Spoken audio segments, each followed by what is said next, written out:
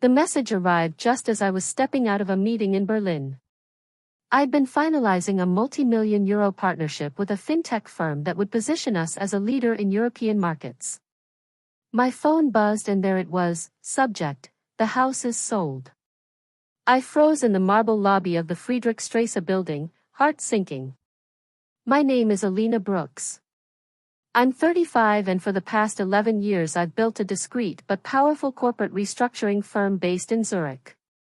I've advised governments, rescued collapsing brands, and helped clients recover billions. But none of that mattered right then. The house, they sold it. It was supposed to be mine. We got a strong offer, much better than that small down payment you put in, my mother's email read. So we accepted. It's all signed. Done. I stood motionless, rereading the message. 5 years of mortgage payments, renovations, insurance, I'd covered it all. But the deed? My parents had insisted on keeping it in their name. Just until you're more settled, sweetheart. I was across the world sealing the biggest deal of my career, and they'd sold my home behind my back. I stepped into a quiet hallway and dialed the number. It rang twice. Oh, Alina, my mother's voice burst out cheerfully. Did you see our email? Isn't that great news? Mom, I said, struggling to keep my tone even. That was my house. Oh, don't be so dramatic, she sighed. Your father and I needed the liquidity. Barton & Co. hasn't been doing so well, and you're always flying all over Europe with that little advisory gig of yours. Little advisory gig. If only she understood the weight of the paperwork still sitting in my briefcase. If only she'd seen the way the German minister shook my hand, asking for my help restructuring their public pension funds. Where exactly am I supposed to stay when I return? I asked, knowing the answer already. Oh, you can stay here. Your old room is exactly the way you left it. It'll be just like when you were 17 again. As if that were a good thing. Back then all I got were constant comparisons to my brother Marcus, their golden boy, now COO of the very company they just admitted was sinking. Back then I was told to be realistic, to marry well, and to let Marcus handle the family business. I had built everything without them, and they'd taken from me anyway. I have to go, I said, cutting the call short. I returned to the conference room, where the deal awaited my signature. I looked at the folder. In 2 weeks Barton & Co. would face a full-scale audit from a mysterious new consultancy brought in by their newest board member, the one who had just acquired their largest competitor. My firm. They had sold my house. But soon they'd realize who they sold it to. And when they walked into their own boardroom next quarter, nervously adjusting their suits, they'd be looking across the table at their new boss. Sometimes revenge doesn't require a raised voice or a courtroom drama. Sometimes it's just a well-timed merger and a quiet seat at the head of the table. While my parents were busy selling my house to keep their crumbling logistics company afloat, I was in Berlin, quietly orchestrating the most ambitious corporate acquisition of my career. You see, Barton & Co., the company my parents built and worshipped, wasn't just in trouble. It was in freefall. And I knew exactly why. For the past 18 months, using a network of shell corporations and carefully disguised holding firms, I had been buying up their debt. Bit by bit. Move by move. Every overdue supplier invoice, every missed interest payment, they all quietly found their way to me. They thought I ran a boutique advisory firm out of Zurich. In truth, I was Alina Brooks, CEO of Veritas Capital, one of Europe's most aggressive acquisition firms, specializing in distressed asset takeovers. We didn't just rescue companies. We restructured, dismantled, and absorbed them into something better, or something more profitable. My phone buzzed again. A text from Marcus. Mom told you about the house. Sorry, sis, but business is business. Business is business. They'd used that phrase to justify everything. When they refused to co-sign my student loan because Marcus needed seed funding, when they liquidated my childhood savings to cover a shortfall in payroll without ever telling me. And now they'd sold the home I'd paid for because the company came first. I replied with a simple, understood. Then turned to Lucas Hoffman, my Berlin legal partner. Are the contracts finalized? I asked in German, a language I'd learned years ago while shadowing a turnaround in Frankfurt, another life chapter they knew nothing about. He smiled. Everything is ready, Frau Brooks. By Friday, you'll control 78% of Barton and Company.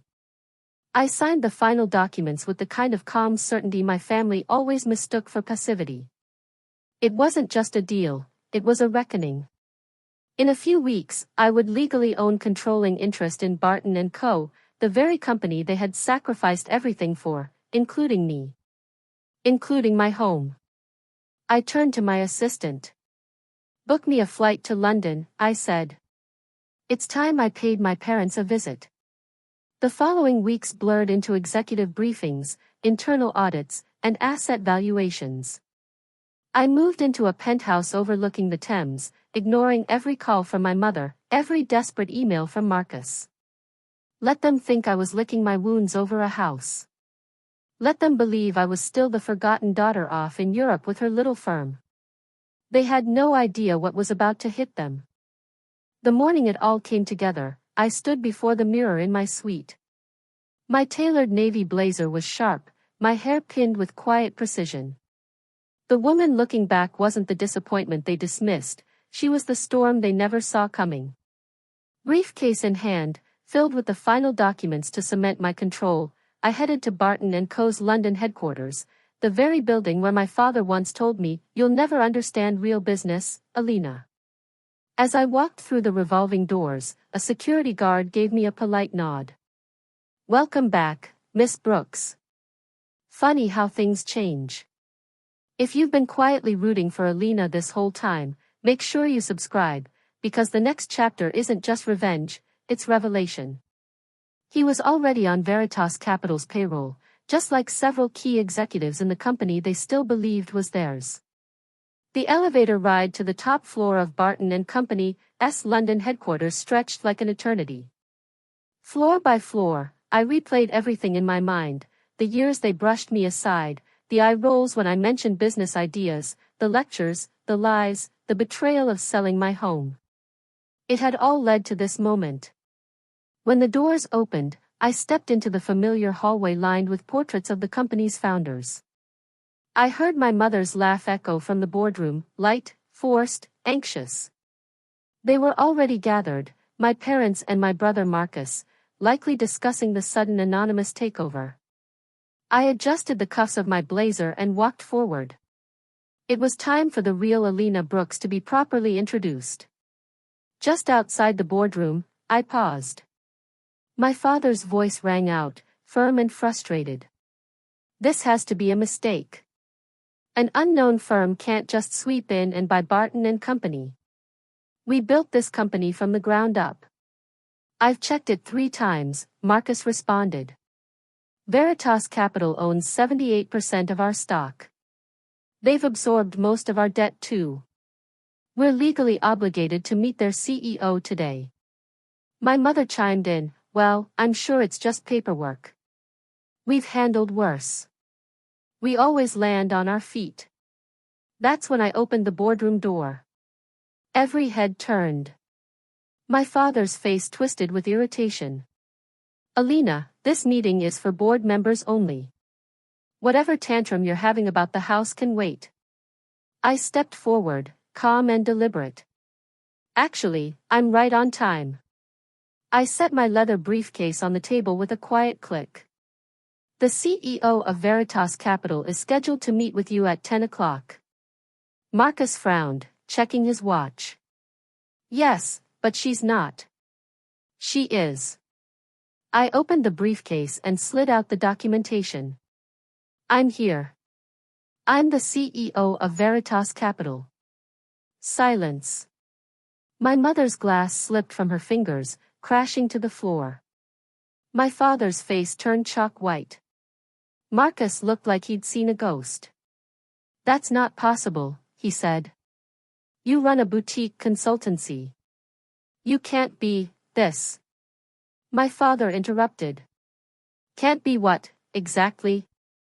I asked, tilting my head. Competent? Ambitious? Too much of a disappointment to outgrow your entire legacy.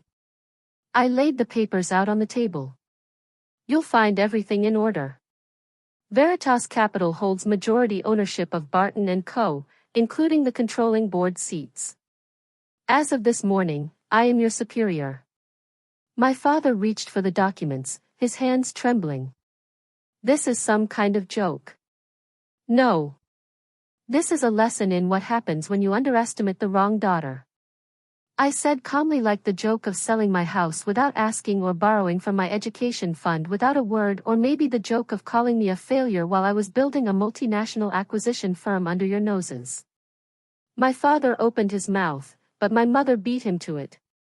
We needed that money for the company. Right, I replied, my voice sharp but even. To protect your legacy. I glanced around the room, then let out a short laugh. Take a good look around, Mom. This isn't your legacy anymore. It's mine. Veritas Capital doesn't just rescue failing companies. We restructure. And Barton & Co.? You've been bleeding it dry for years. You can't do this, my father said, his voice cracking. We're your parents. I met his eyes. Business is business, remember? I let the phrase hang in the air, a phrase they'd used to dismiss my needs my entire life. I turned to the board, several members clearly fighting back smirks. They'd endured years under my family's arrogance and incompetence. Today, they were watching the tide turn. As of today, we're making changes, I announced. Marcus, you're being relieved of your role as COO, effective immediately. His jaw dropped. Dad, you're stepping down as CEO. And Mom, your position as head of communications is no longer required. You're firing us? Marcus sputtered. Your own family? I remembered the birthdays missed because they needed me to watch the phones. The vacations canceled when they asked for just a little help. The way they laughed at my first investment pitch like it was a school project. No, I said. I'm offering you what you gave me, a chance to earn your place. I opened the personnel folder. Marcus, there's an opening in accounts receivable. Entry level. My mother gasped. Dad, we need door-to-door sales reps for our new regional initiative. He looked physically ill. And Mom, the front desk could use a receptionist with a warm smile and a good memory. Her hands flew to her face as she burst into tears. Or, I continued, tucking the folder away, you can clean out your desks by 5 p.m. Your choice. You ungrateful, my father started. I held up a hand. Careful. You're speaking to your boss now. I gathered my documents and turned to leave. But before I stepped through the door, I paused. Oh, about my house, the one you sold? They looked up sharply. I bought the development company that purchased it. The deed will be back in my name by tomorrow. The looks on their faces were the kind you can't buy, pure disbelief wrapped in poetic justice. After years of being dismissed, mocked, and written off, I had taken back everything they'd stolen, and more.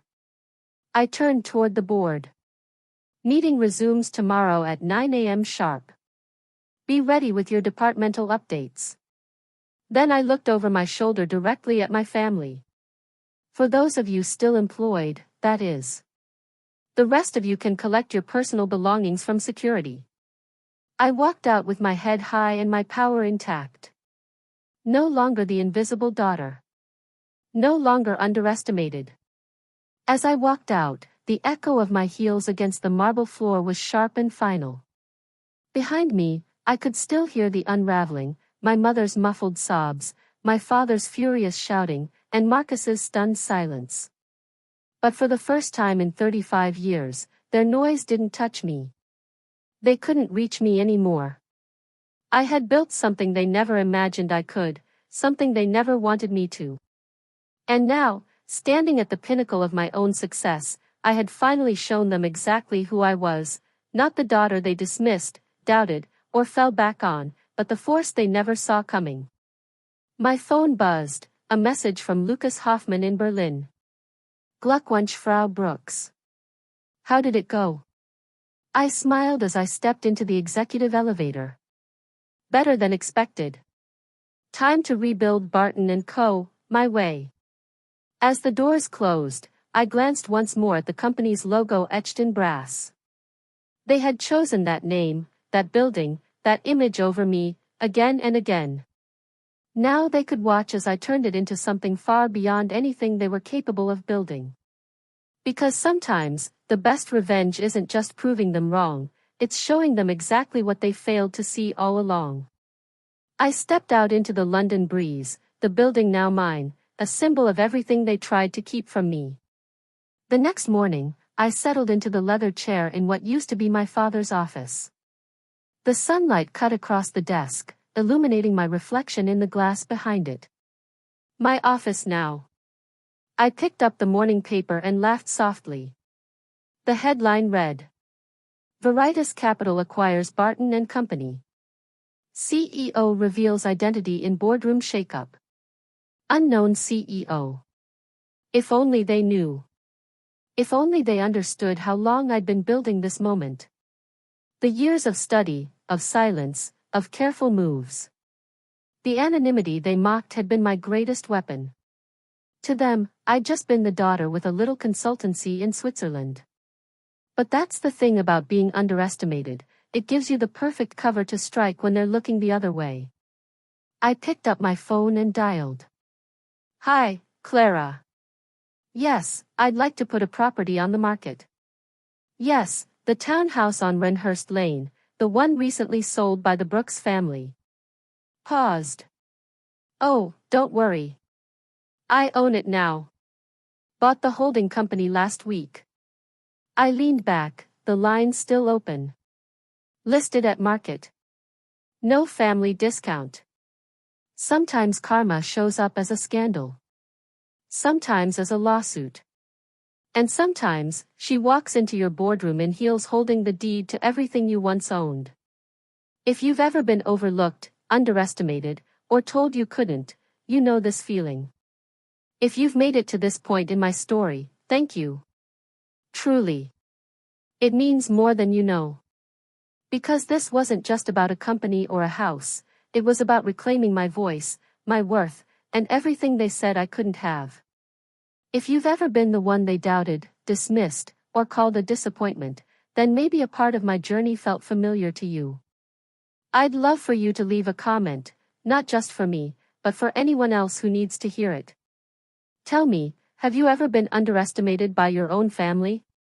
Have you ever worked in silence, building something incredible while others only saw failure? I want to hear your stories. Let's remind each other that quiet strength is still strength, and that you don't have to shout to be powerful. You just have to keep going. And if my story struck a chord, hit that subscribe button, not just because it helps me share more, but because every subscriber is one more voice saying, I believe in people like Elena. People who rise not out of spite, but out of purpose. If there's one thing I've learned, it's this: you don't owe anyone proof of your potential. You just owe it to yourself to become everything they said you couldn't. Work hard. Move smart. Be patient. Because the best revenge isn't revenge at all, it's becoming the version of yourself they never thought possible. And when that moment comes, walk into the room like you own it. Because maybe, just maybe, you do.